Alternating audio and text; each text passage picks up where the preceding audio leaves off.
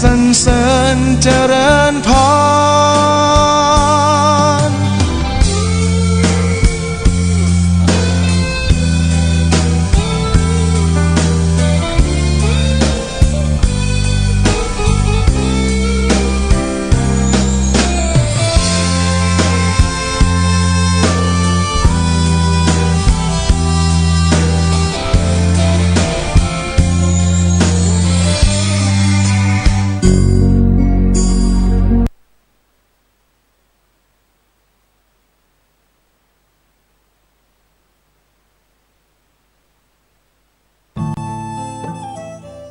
ท่านกำลังติดตามรับฟังสถานีวิทยุกระจายเสียงพระพุทธศาสนาแห่งชาติและสังคม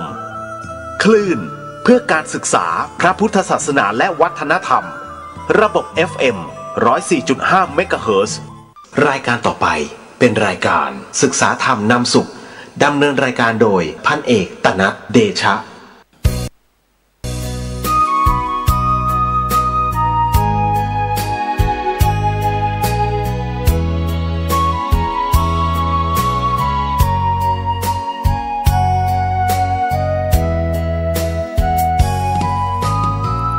วัดเป็นบุญเขตวิเศษสถา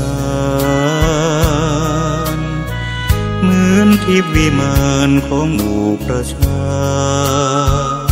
สะอาดรื่นรมด้วยร่มเงาไม้ได้ร่วมศรัทธาสมเป็นศาลาแหล่งพักพิงใจเห็นพระประธานเหนือแท่นธรรมรงค์เหมือนพุทธองค์เหนืออาจอำไพแผ่ธรรมจุนเจืออุเพื่อเราพ้องปัดป้องปวงภัยขอน้อมดวงใจกราบไหว้วันทา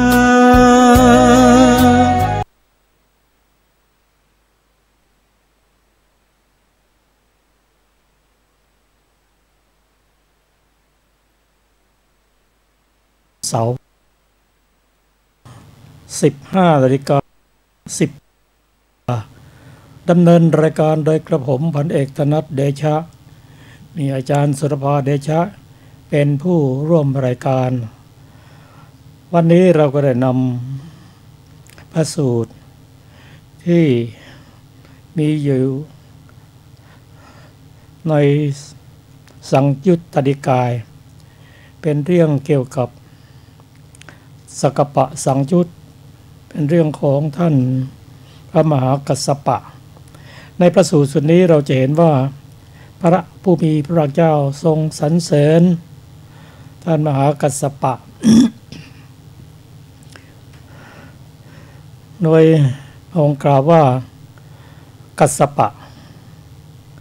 เป็นผู้ที่มีคุณธรรมบางอย่างเทียบเท่ากับพระองค์เราจะเห็นว่าการที่พระผู้เป็นเจ้าได้ทรงสรรเสริญท่านมหากัสสปะนั้นเพราะท่านมหากัสสปะนั้นมีคุณธรรมก็มาดูประวัติของท่านพระมหากัสสปะสักนิดหนึ่ง ก็ในสมัยหนึ่งพระศาสดาพระองค์ประทับอยู่ในพระคันธกุฎีที่เวรุวันวิหารได้สดับเหตุแห่งพินแผ่นดินไหวเมื่อสดับเหตุแผ่นดินไหวแล้วทรงทราบด้วยพระญาณว่าปิปริมานพผู้บุตรของกบิลพามในหมู่บ้านมหาติถะแคว้นมคธและนางพัทธกาปิลานีผู้ภรรยาของท่านทั้งคู่ละสมบัติอันประมาณนี้ได้เหตุบวชอุทิศเพื่อพระองค์แผ่นดินไหวในครั้งนี้เกิดจากกำลังแห่งคุณธรรมของบุคคลทั้งสองณสถานที่จะแยกจากกันไปแสวงหาสัจธรรมแม้พระองค์ ตรัสว่าแม้เราก็จะอนุเคราะห์คนทั้งสองนี้พระผู้มีพระเจ้าจึงเสด็จจากพระคันธกุฎีไปประทับที่ควงไม้พหุปุตตนิโครธระหว่างทางของกรุงราชคฤห์กับนาลันทาเพื่อที่จะสงเคราะห์ปิปริมานพซึ่งมีนามตามตระกูลว่ากัสสปะก็ปิปริมานพนั้นแลเห็นพระพุทธเจ้าแต่ไกลมีพระรัศมีเปล่งจากพระวรกายดุจสีทองแน่ใจว่าพระองค์นี้เป็นพระศาสดาของเราจึงเข้าไปถวายบังคมกราบทูลขอเป็นสาวกพระผู้มีพระเจ้าประทานอุปสมบทด้วยพระโอวาท3ประการตรัสว่ากัสสปะเธอพึงศึกษาอย่างนี้ว่าเราเข้าไปตั้งความละอายและความเกรงใจในภิกษุทั้งที่เป็นผู้เฒ่าผู้ใหม่และผู้ปานกลางอย่างแรงกล้าเราจักฟังธรรมอย่างใดอย่างหนึ่งซึ่งประกอบด้วยกุศลเราจักเงี่ยหูลงฟังธรรมและพิจารณาเนื้อความตามธรรมนั้นเราจักไม่ละสติที่เป็นไปในกายของเราจักพิจารณากายคตาสติก็ท่านผู้ฟังที่เคารพในระหว่างทางที่พระพุทธเจ้าทรงประทับนั่งณโคนต้นไม้ต้นหนึ่งกัสสปะภิกขุจึงลาดสังคติผ้าเนื้อดีของตนสำหรับให้พระผู้มีพระเจ้าพระภาคเจ้าประทับนั่งพระศาสดาทรงทราบด้วยพระญาณว่าบารมีของกัสสปะที่สั่งสมมาแล้วเพียงพอที่จะครองผ้าที่พระองค์ทรงใช้อยู่จึงทรงลูบผ้านั้นตรัสว่ากัสสปะสังคติอันทำด้วยผ้าพื้นนี้ของเธอนุ่มดีกัสสปะภิกษุกราบว่าพระศาสดามีพระประสงค์จะห่มจึงน้อมถวายสังคตินั้นแด่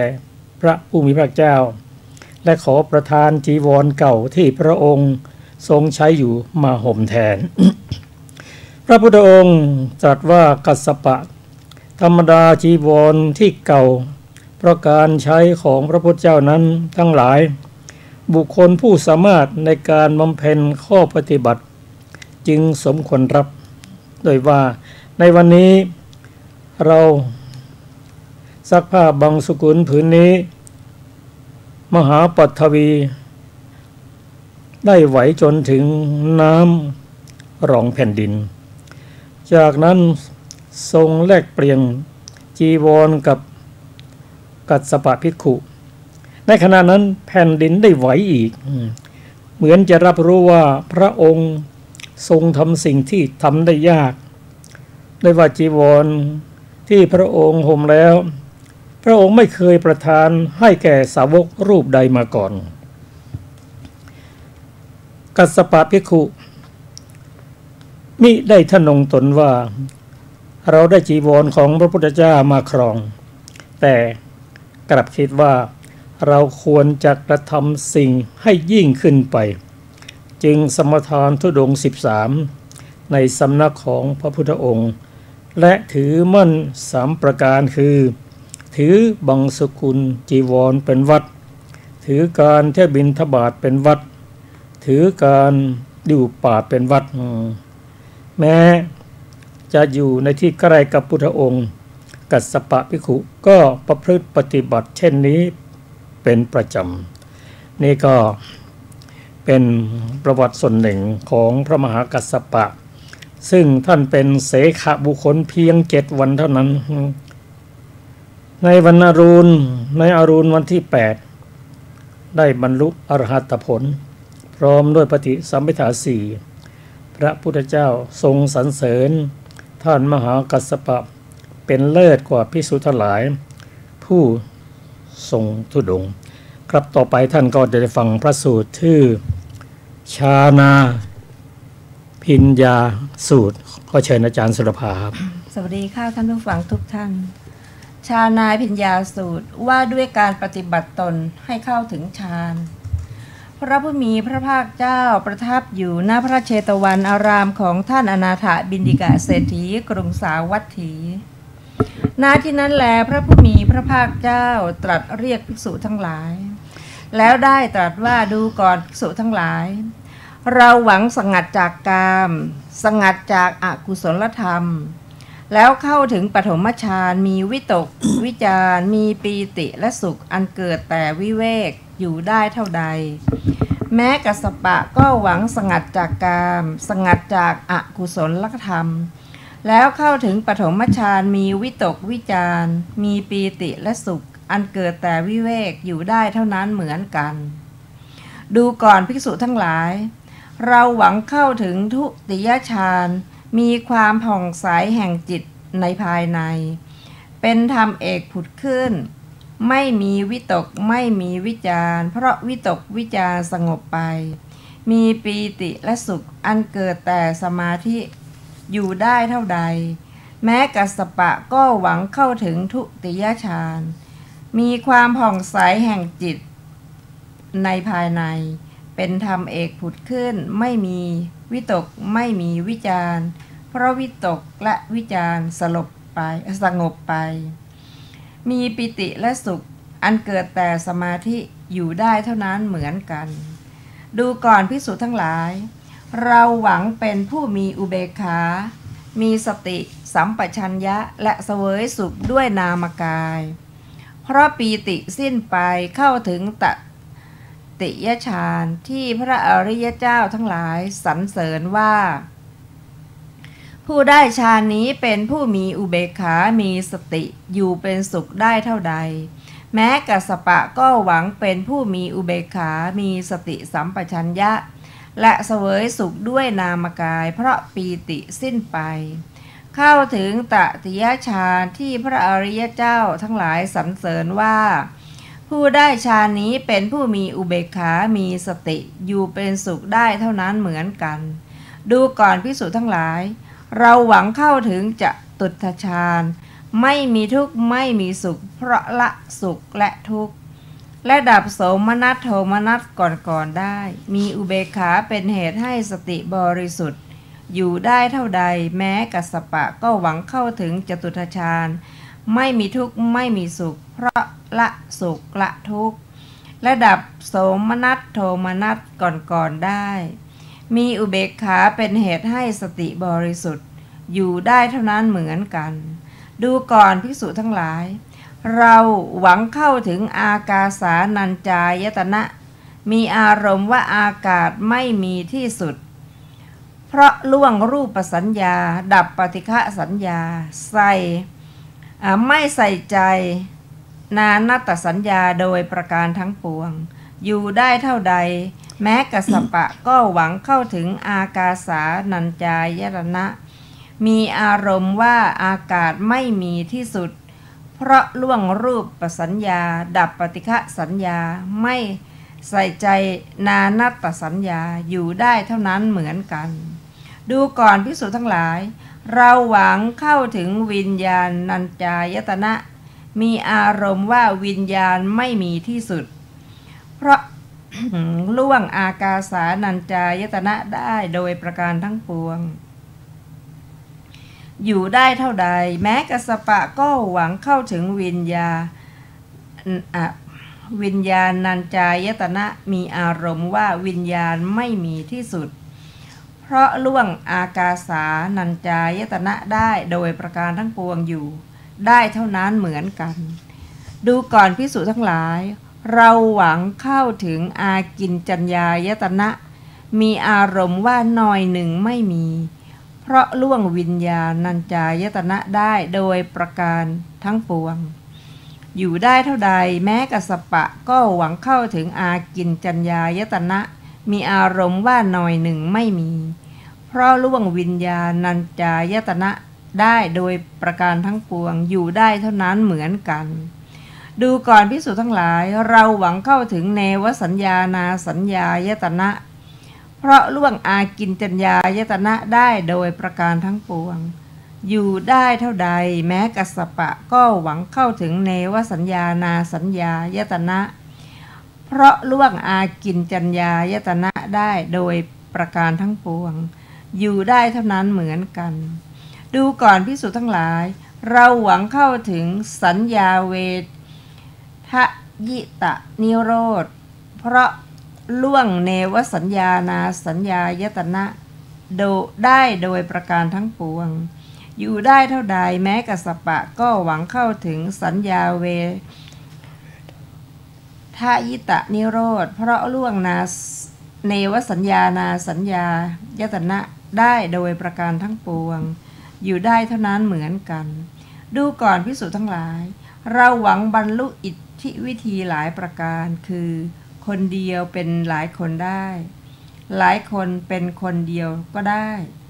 ทำให้ปรากฏก็ได้ทำให้หายไปก็ได้ ทะลุฝากำแพงภูเขาไปได้ไม่ติดขัด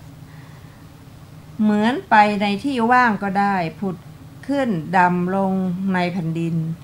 เหมือนในน้ำก็ได้เดินบนน้ำไม่แตกเหมือนเดินบนแผ่นดินก็ได้เหาะไปในอากาศเหมือนนกก็ได้ลูบคลำพระจันทร์พระอาทิตย์ซึ่งมีฤทธิ์มีอานุภาพมากด้วยฝ่ามือก็ได้ใช้อำนาจทางกายไปตลอดถึงพรหมโลกก็ได้อย่างใดแม้กัสสปะก็หวังอย่างนั้นได้เหมือนกันคือกัสสปะบรรลุอิทธิวิธีหลายประการใช้อำนาจทางกายไปตลอดถึงพรหมโลกก็ได้ดูก่อนภิกษุทั้งหลายเราหวังว่าเราได้ยินเสียงสองชนิดคือเสียงทิพย์และเสียงมนุษย์ทั้งที่อยู่ไกลทั้งที่อยู่ใกล้ได้อย่างใดแม้กัสสปะก็หวังอย่างนั้น ได้เหมือนกันคือกัสสปะได้ยินเสียงสองชนิดคือเสียงทิพย์และเสียงมนุษย์ทั้งที่อยู่ไกลทั้งที่อยู่ใกล้ดูก่อนภิกษุทั้งหลายเราหวังว่าเราย่อมกำหนดรู้ใจของสัตว์อื่นของบุคคลอื่นด้วยใจคือจิตมีราคะก็รู้ว่าจิตมีราคะหรือจิตปราศจากราคะก็รู้ว่าจิตปราศจากราคะจิตมีโทสะก็รู้ว่าจิตมีโทสะหรือจิตปราศจากโมหะก็รู้ว่าจิตปราศจากโทสะจิตมีโมหะก็รู้ว่าจิตมีโมหะหรือจิตปราศจากโมหะก็รู้ว่าจิตปราศจากโมหะจิตหดหู่ก็รู้ว่าจิตหดหู่จิตฟุ้งซ่านก็รู้ว่าจิตฟุ้งซ่านจิตเป็นมหคตะก็รู้ว่าจิตเป็นมหคตะจิตไม่เป็นมหคตะก็รู้ว่าจิตไม่เป็นมหคตะจิตที่ยังมีจิตอื่นยิ่งกว่าก็รู้ว่าจิตที่ยังมีจิตอื่นยิ่งกว่าจิตที่ไม่มีจิต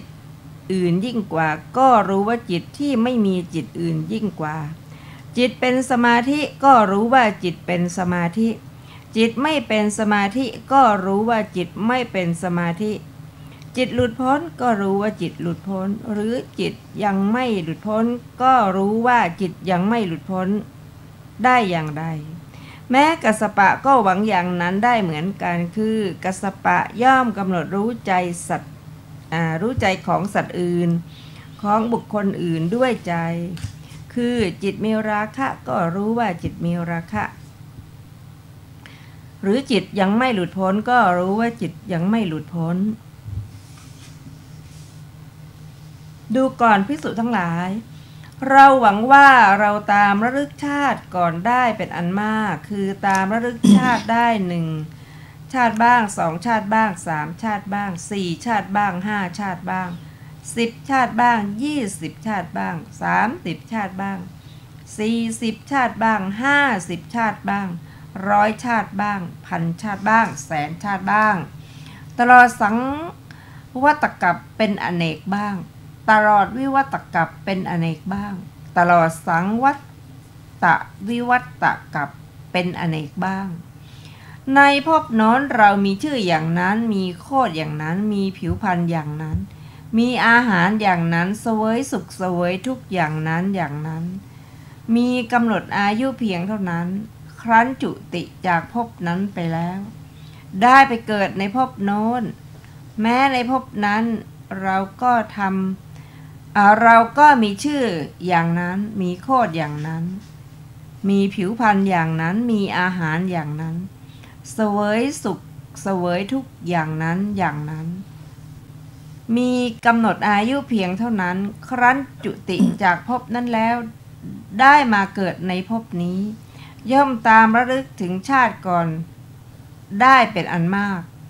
พร้อมทั้งอาการพร้อมทั้งอุเทศด้วยประการชนี้ได้ฉันใดแม้กัสสปะก็หวังว่าอย่างนั้นได้เหมือนกันคือกัสสปะตามระลึกถึงชาติก่อนได้เป็นอันมากคือตามระลึกได้หนึ่งชาติบ้างย่อมตามระลึกถึงชาติก่อนได้เป็นอันมากพร้อมทั้งอาการพร้อมทั้งอุเทศด้วยประการชนี้ดูก่อนภิกษุทั้งหลายเราหวังว่าเราย่อมเป็นหมู่สัตว์หมู่กำลังจุติขออภัยเราย่อมเห็นหมู่สัตว์ผู้กำลังจุติกำลังอุปัตเลวประณีตมีผิวพรรณดีมีผิวพรรณซามได้ดีตกยากด้วยทิพยจักษุอันบริสุทธิ์ล่วงจักษุของมนุษย์ย่อมรู้ชัดซึ่งหมู่สัตว์ผู้เป็นไปตามกรรมว่าสัตว์เหล่านี้ประกอบด้วยกายทุจริตวจีทุจริตมโนทุจริตติเตียนพระอริยเจ้าเป็นมิจฉาทิฏฐิยึดถือการกระทำด้วยอำนาจมิจฉาทิฏฐิเมื่อตายไปเข้าถึงอบายทุคติวินิบาตนรกส่วนสัตว์เหล่านี้ที่ประกอบด้วยกายสุจริตวจีสุจริตมโนสุจริตไม่ติเตียนพระอริยเจ้าเป็นสัมมาทิฏฐิยึดถือการกระทำด้วยอำนาจสัมมาทิฏฐิเมื่อตายไปเขาเข้าถึงสุคติโลกสวรรค์ดังนี้เราย่อมเห็นหมู่สัตว์ผู้กำลังจุติกำลังอุปัตเลวประณีตผิวพรรณดีมีผิวพรรณซามได้ดีตกยากด้วยทิพยจักษุอันบริสุทธิ์ล่วงจักษุของมนุษย์ย่อมรู้ชัดซึ่งหมู่สัตว์ผู้เป็นไปตามกรรมอยู่ด้วยประการชนี้ได้อย่างใดดูก่อนภิกษุทั้งหลาย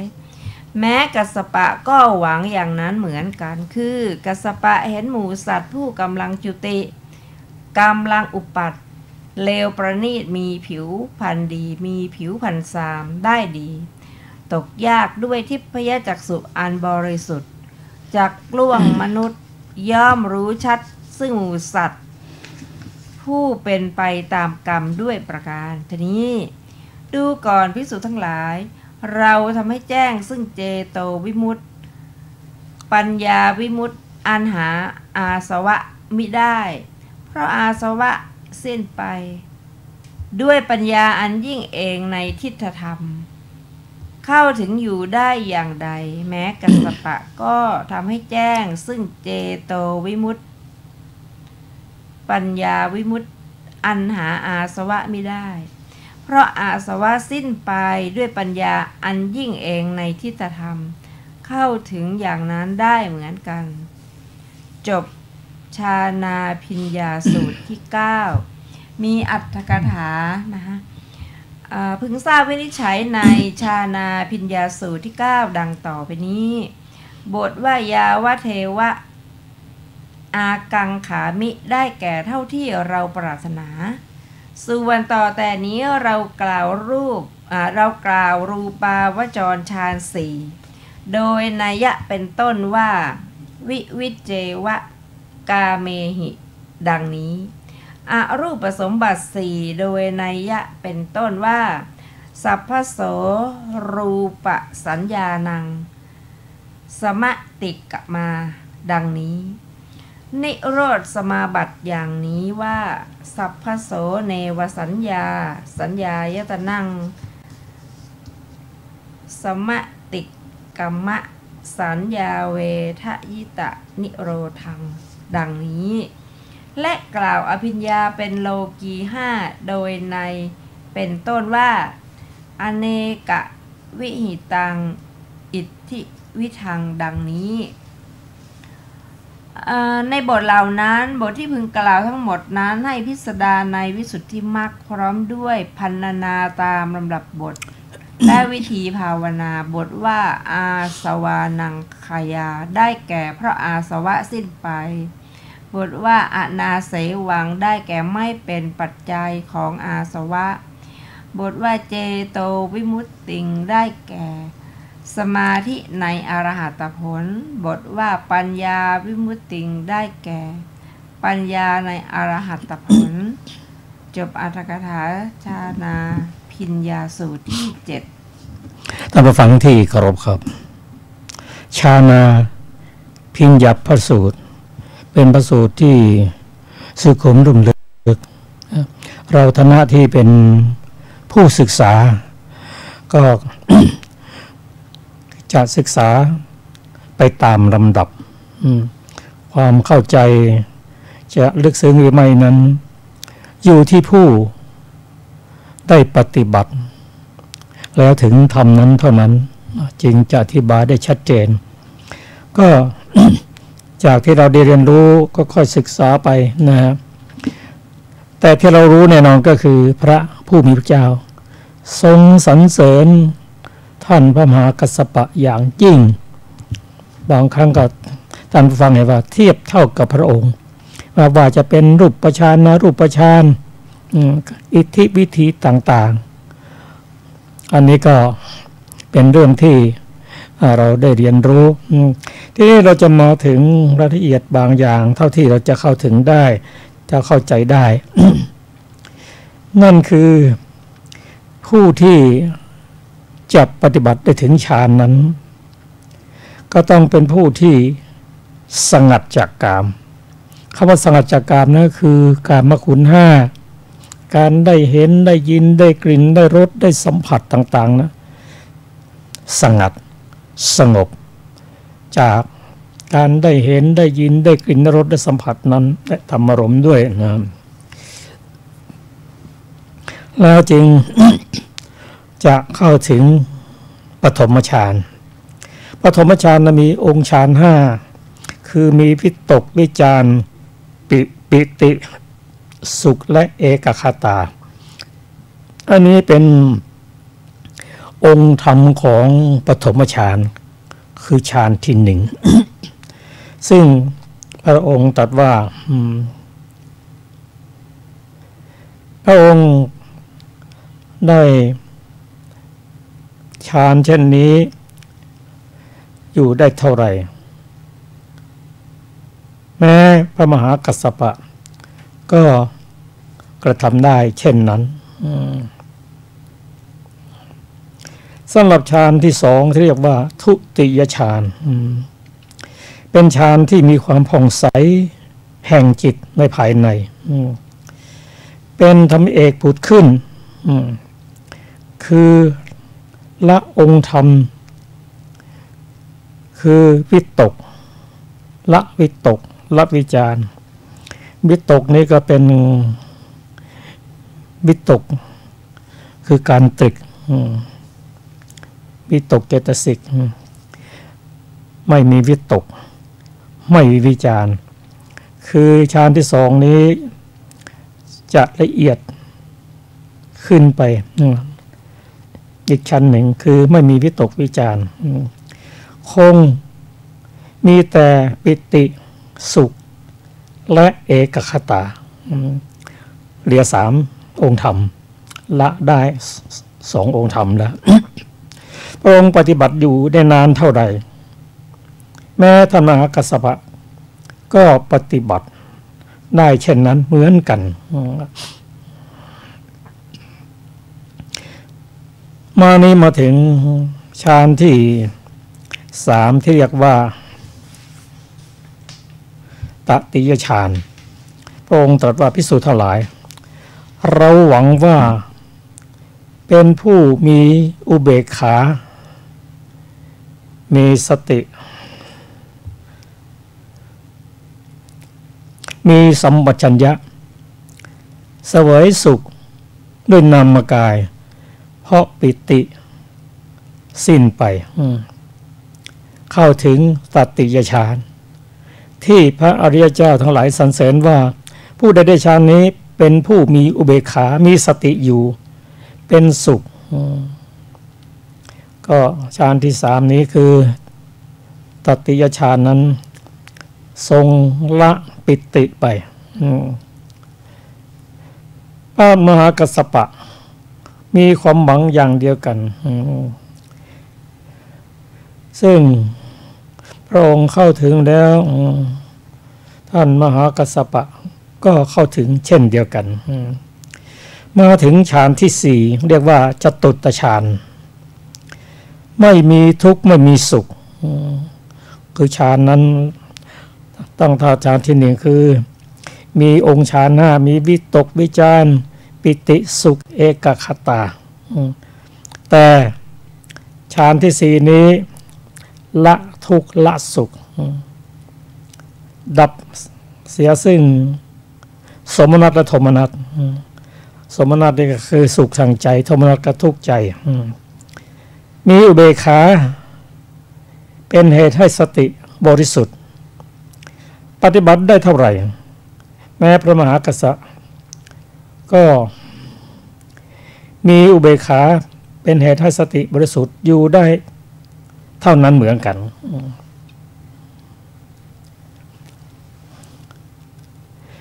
หลังจากที่พระองค์ทรงยกย่องว่าในฌานทั้ง4นั้นพระองค์ปฏิบัติได้อย่างไรพระมหากัสสปะก็ปฏิบัติได้เช่นนั้นอันนี้เป็นรูปฌาน4พระองค์เริ่มปฏิบัติ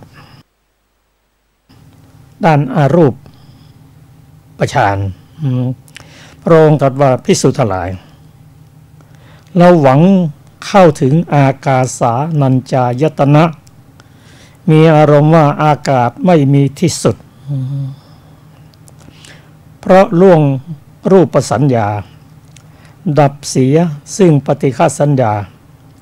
ไม่ใส่ใจในนัตตสัญญานัตตสัญญาคือพวกสัตว์ต่างๆไม่สัญญาไม่สนใจนะละโดยประการทั้งปวงพระองค์ปฏิบัติอยู่ได้เท่าใดแม้ทรงตรัสแม้กัสสปะก็หวังเข้าถึงอ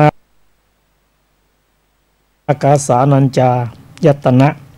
มีอารมณ์ว่าอากาศไม่มีที่สุดเพราะล่วงรูปสัญญาคือดับปฏิฆาสัญญาไม่ใส่ใจในนัตตสัญญาท่านมหากัสสปะก็ปฏิบัติอยู่ได้เท่านั้นเหมือนกันอันนี้เริ่มเข้าสู่อรูปฌานอรูปฌานมี4คืออากาสานัญจายตนะฌานวิญญาณัญจายตนะฌานอากิญจัญญายตนะฌานเนวสัญญานาสัญญายตนะฌานอันนี้เป็นไปตามลำดับซึ่งพระองค์ตรัสว่าเราหวังเข้าถึงวิญญายตนะผ่านอากาสามานะที่1แล้วเข้าอันดับ2คือวิญญาณัญจายตนะเพราะล่วงเสียซึ่งอากาสานัญจายตนะได้โดยประการทั้งปวงอยู่ได้เท่าไหร่แม้กัสสปะก็หวังเข้าถึงวิญญาณัญจายตนะมีอารมณ์ว่าวิญญาณไม่มีที่สุดเพราะล่วงอากาสานัญจายตนะได้โดยประการทั้งปวงเหมือนกันเราเห็นว่าพระพุทธเจ้ามีพระมหากรุณาธิคุณได้ทรงสรรเสริญท่านมหากัสสปะอย่างยิ่ง มาถึงอากิญจัญญายตนะอันเป็นอรูปฌานที่3พระองค์ตรัสว่าเราหวังเข้าถึงอากิญจัญญายตนะมีอารมณ์ว่าน้อยหนึ่งก็ไม่มีเพราะล่วงวิญญาณัญจายตนะโดยประการทั้งปวงอยู่ได้นานเท่าไหร่แม้กัสสปะก็หวังเข้าถึงอากิญจัญญายตนะมีอารมณ์น้อยหนึ่งก็ไม่มีเพราะ ล่วงวิญญาณัญจายตนะโดยประการทั้งปวงอยู่ได้เหมือนกันคือเท่ากับพระองค์ทรงยกย่องพระองค์ตรัสว่าดูก่อนภิกษุทั้งหลายเราหวังถึงเนวสัญญานาสัญญายตนะเพราะล่วงอากินจัญญายตนะได้โดยประการทั้งปวงอยู่ได้เท่าไหร่แม้กัสสปะก็หวังเข้าถึงเนวสัญญานาสัญญาเพราะล่วงอากินจัญญายตนะโดยประการทั้งปวงอยู่ได้เท่านั้นเหมือนกันที่นี่เราจะมานึกถึงพระสูตรสุดหนึ่งซึ่งพระองค์ได้ตรัสแก่ภิกษุว่า ภิกษุการที่เธอผ่านรูปฌานหรืออรูปฌานมาแล้วนั่นนะเป็นผู้ที่มีความสุขแต่ว่ายังมีบ้านอีกหลังหนึ่งซึ่งละเอียดยิ่งกว่านั้นนั่นคือการเข้าสู่ความเป็นพระอรหันตบุคคลอรูปฌานนั้นยังเป็นโลกิยะ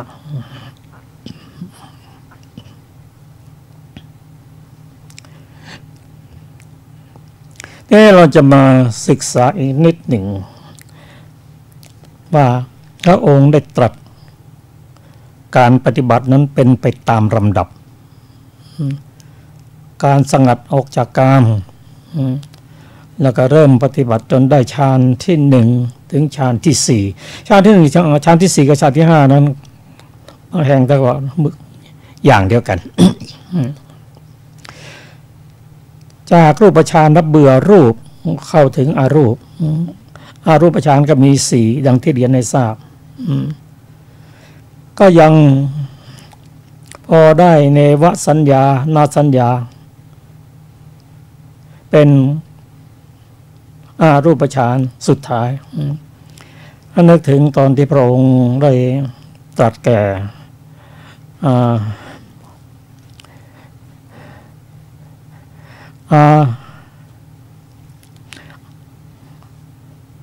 ขออภัย กับท่านผู้ที่พระองค์เข้าไปปฏิบัติอยู่พระองค์เห็นว่าอยู่ในฌานนั้นโดยเฉพาะอารูปนั้นก็ยังไม่พ้นจากทุกข์พระองค์ได้ตรัสกับท่านมหากับท่านกัสสปขออภัย ได้กับครูของท่านคืออาราดาบทกับอุทกาดาบทว่าอุกทบทนั้นท่านได้เนวสัญญานาสัญญาท่านเห็นว่าพระองค์เห็นว่ายังไม่พ้นจากทุกข์พระองค์จึงลาจาก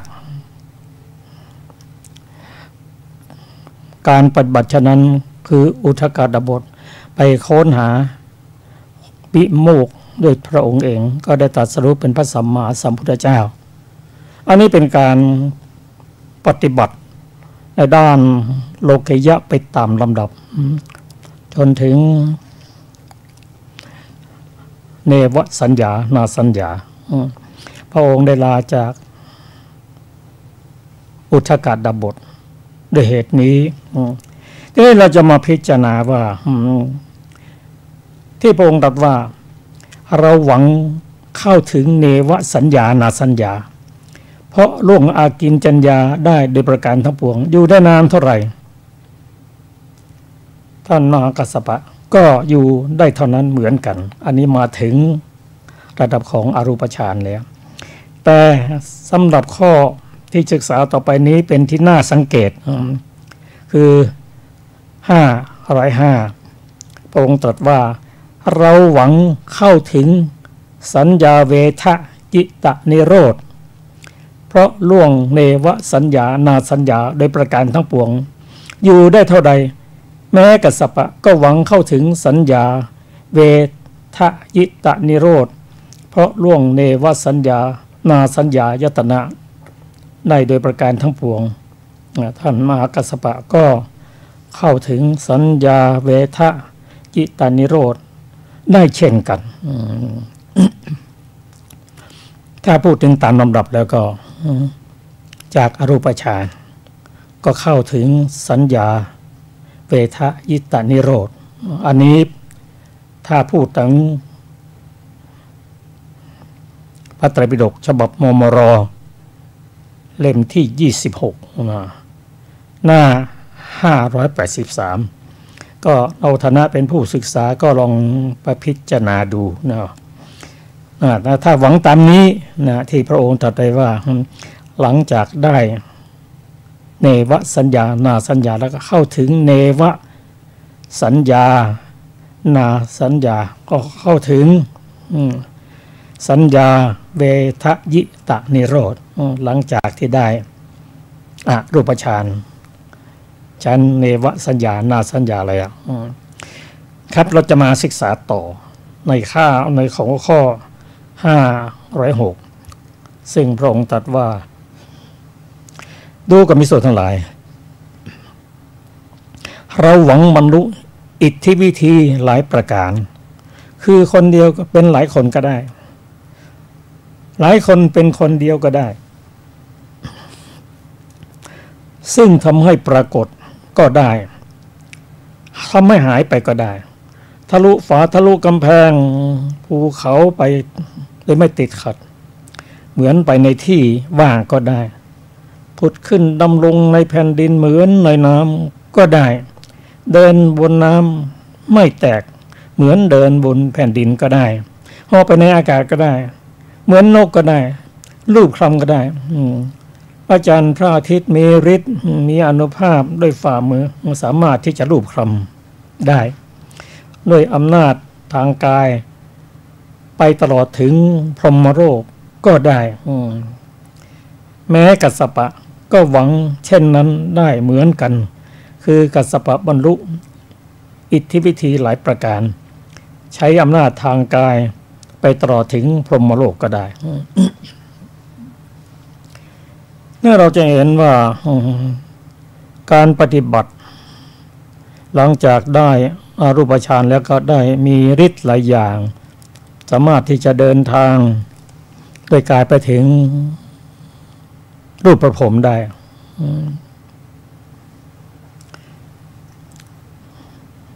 ซึ่งเรื่องนี้พระเทวทัตท่านปฏิบัติได้ถึงระดับทางโลกนะสามารถที่แสดงฤทธิ์หลายอย่างจนทำให้พระเจ้าอาชาติศัตรูตอนนั้นยังเป็นเจ้าชายอยู่ได้เชื่อและได้ถือว่าพระเทวทัตนั้นเป็นครูของตนหลังจากนั้นก็อิทธิฤทธิ์ต่างๆของพระเทวทัตก็เสื่อมลง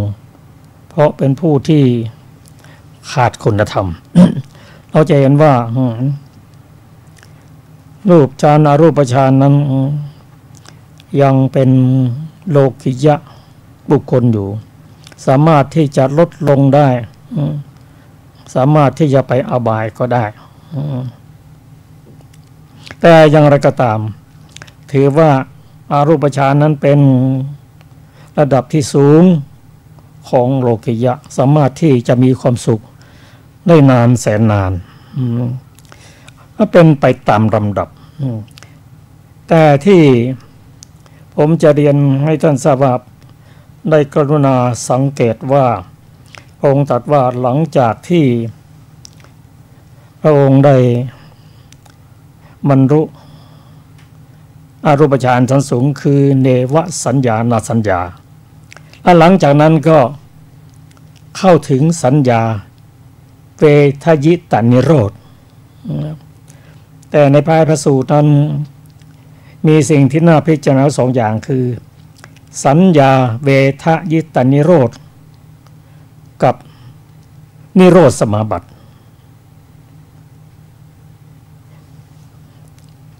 เหมือนกันหรือเปล่าเพราะไตรพระสูตรนี้เป็นไปตามระดับยังไม่ได้บรรลุเป็นพระอรหันตบุคคลนะพระองค์ตรัสไว้นะเพราะหลังจากที่ได้อรูปฌานแล้วก็เข้าสัญญาเวทยิตานิโรธเราจะรู้ได้ยังไงดูลำดับต่อไปว่า หลังจากนั้นก็บรรลุอิทธิวิธีหลายประการที่ผมเรียนให้ทราบแล้วว่าจะสามารถใช้ทางกายนะไปถึงพรหมโลกก็ได้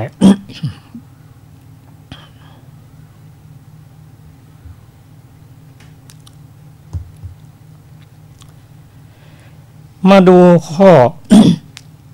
507 ซึ่งพระองค์ตรัสว่าดูก่อนภิกษุทั้งหลายเราหวังได้ยินเสียงสองอย่างสองชนิดคือเสียงทิพย์และเสียงของมนุษย์อันนี้ยังไม่ได้บรรลุเป็นอริยบุคคลนะทั้งที่อยู่ไกลและอยู่ใกล้แม้กัสสปะก็หวังได้อย่างนั้นเหมือนกันคือได้ยินเสียงสองชนิดคือเสียงทิพย์และเสียงมนุษย์508นั้นพระองค์ตรัสว่าเราหวังว่าเราย่อมกำหนดรู้ใจของสัตว์และบุคคลอื่นคือจิตมีราคะก็รู้ว่าจิตมีราคะหรือจิตปราศจากราคะก็รู้ว่าจิตปราศจากราคะจากหัวข้อนี้ถ้าเราได้ศึกษาในจิตตานุปัสสนาสติปัฏฐานก็เป็นการพิจารณาจิตดูจิตของตนว่าจิตมีโทสะก็รู้จิตมีโมหะก็รู้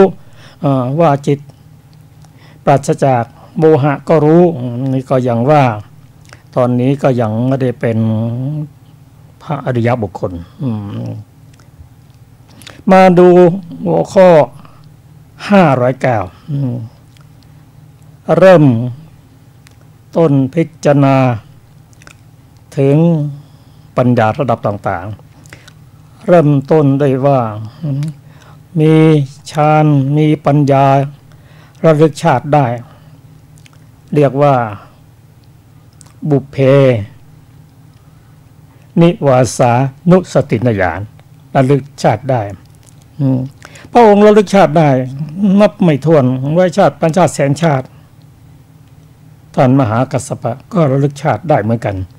อันนี้เป็นปัญญาข้อที่หนึ่งก่อนที่จะเป็นพระอรหันตบุคคลมาดูปัญญาข้อที่สองเรียกว่าจุตูปปาตญาณ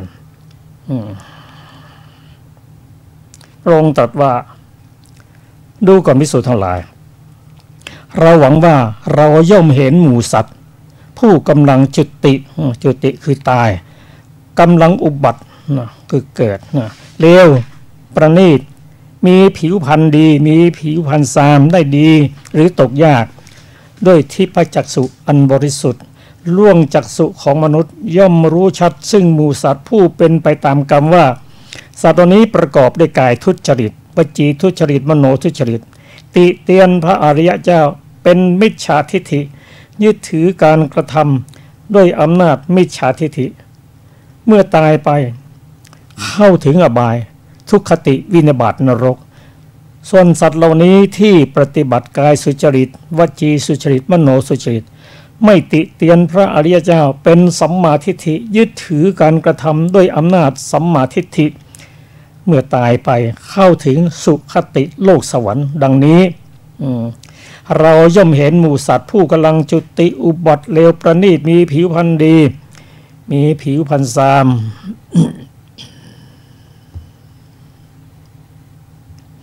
ได้ดีตกยากด้วยทิพยจักษุอันบริสุทธิ์ล่วงจักษุของมนุษย์ย่อมรู้ชัดซึ่งหมู่สัตว์ผู้เป็นไปตามกรรมอยู่ด้วยประการชาตินี้ได้อย่างไรดูก่อนภิกษุทั้งหลายแม้กัสสปะก็หวังได้อย่างนั้นเหมือนกันคือกัสสปะเห็นหมู่สัตว์ที่กำลังจุติกำลังอุบัติเลวประณีตมีผิวพรรณดีมีผิวพรรณซามได้ดีตกยากด้วยทิพยจักษุอันบริสุทธิ์ล่วงจักษุของมนุษย์ย่อมรู้ชัดซึ่งหมู่สัตว์เป็นไปตามกรรมท่านมหากัสสปะก็ได้ปัญญาในระดับที่ว่าจุตูปปาตญาณได้เช่นกันมาดูหัวข้อ511พระองค์ตรัสดูก่อนภิกษุทั้งหลายเราทำให้แจ้งซึ่งเจโตวิมุตติปัญญาวิมุตติอันหาอาสวะมิได้ เพราะอาสวะสิ้นไปด้วยปัญญาอันยิ่งเองในทิฏฐิธรรมเข้าถึงอยู่ได้อย่างไร แม้กัสสปะก็ทำให้แจ้งซึ่งเจโตวิมุตติปัญญาวิมุตติอันหาอาสวะไม่ได้เพราะอาสวะสิ้นไปด้วยปัญญาอันยิ่งในทิฏฐธรรมเข้าถึงอย่างนั้นเหมือนกันประการที่สามเป็นปัญญาที่ว่าเป็นผู้ที่ละอาสวะกิเลสได้อาสวะขยายานเป็นปัญญาที่ได้สำเร็จเป็นพระอรหันตบุคคลท่านมหากัสสปะปฏิบัติได้เช่นเดียวกันท่านผู้ฟังที่ครบครับที่ผมเรียนให้ทราบนั้นก็มีข้อที่น่าพิจารณาอยู่ว่าการเข้าถึงซึ่งสัญญาเวทยิตะนิโรธหลังจากที่ได้ล่วงพ้นถึงเนวสัญญานาสัญญาก็เข้าสัญญาเปทะยิตะนิโรธที่นี่ถ้าเป็นไปตามลำดับนั้นในระดับนี้ก็ยังไม่เข้าถึงปัญญาสามอย่างนั่นคือปุเพนิวาสานุสติญาณจุตูปปยานก็ยังไม่ถึงอาสวัคยานก็ยังไม่ถึงก็ฝากท่านผู้ฟังได้นำไปศึกษามีอะไรที่พอจะอธิบายได้ก็ช่วยกรุณาด้วยที่สงสัยนั่นคือสัญญาเปทะยิตานิโรธกับนิโรธสมาบัตินั้นแตกต่างกันหรือเหมือนกันแต่ตามพระสูตรเห็นว่าเหมือนกันแต่ตัวตามลำดับพระสูตรนี้ไม่เหมือนกันอีกประการหนึ่งผู้ที่เข้านิโรธสมาบัติได้ต้องเป็นพระอนาคามีและพระอรหันตบุคคลเท่านั้นและต้องได้ฌานที่ห้าได้ที่ห้าด้วยก็ท่านผู้ฟังที่เคารพครับการศึกษาอัตถปิฎกนั้นถ้าเราศึกษาหลายด้านมาประกอบกันแล้วก็เปรียบเทียบซึ่งกันและกันแล้วเราก็จะได้ความรู้เพิ่มเติมโดยเฉพาะท่านผู้มีความรู้ในด้านพระไตรปิฎกก็มีอะไรจะเพิ่มเติมก็ขอเรียนเชิญในแสดงความคิดเห็นด้วยทางโทรศัพท์มือถือก็0861951311นะฮะครับสำหรับวันนี้ แต่เราจะน้อมนำมาปฏิบัติก็ต้องเป็นไปตามลำดับเพราะการปฏิบัติธรรมนั้นเป็นไปตามลำดับไม่กระโดดข้ามขั้น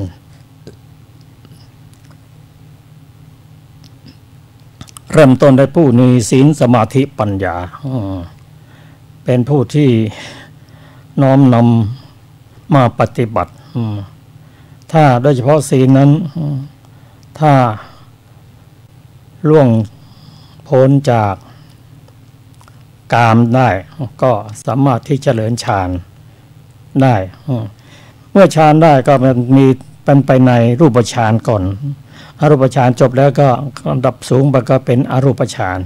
หลังจากนั้นเมื่อได้อรูปฌานเรียบร้อยแล้วก็ถือว่าเป็นผู้ที่มีความสุขสูงสุดในด้านโลกิยธรรมก็ได้ซึ่งพระองค์ได้ตรัสกับท่านปุกกุสติว่าท่านปุกกุสตินั้นที่เข้าไป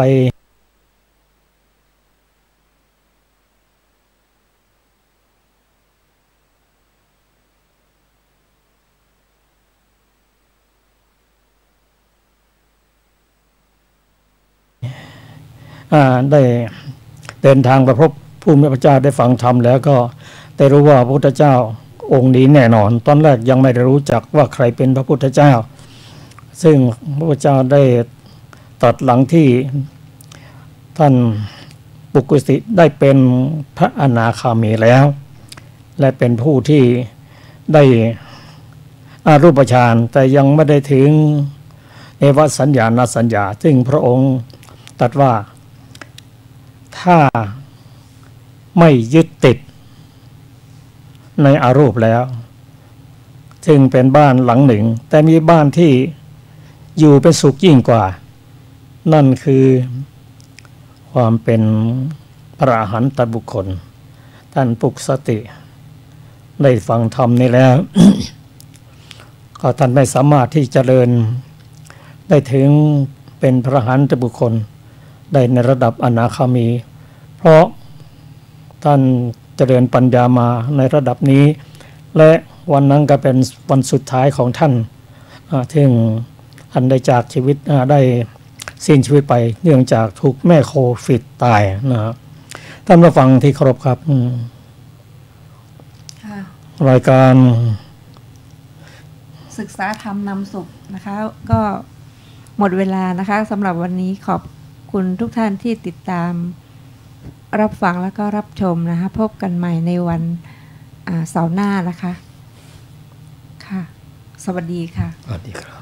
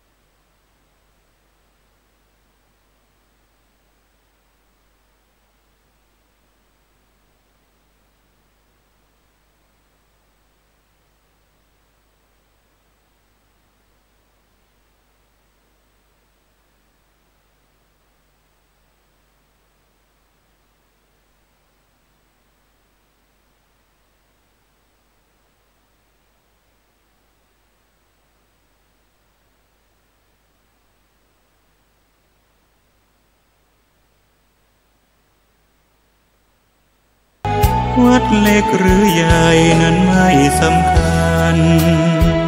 วัดเท่าเทียมกันด้วยแรงพัฒนาพระทรงเคร่งครัดทำกิจวัตรทุกวันเวลามีจิตเมตตาต่อชาวสังคมระฆัง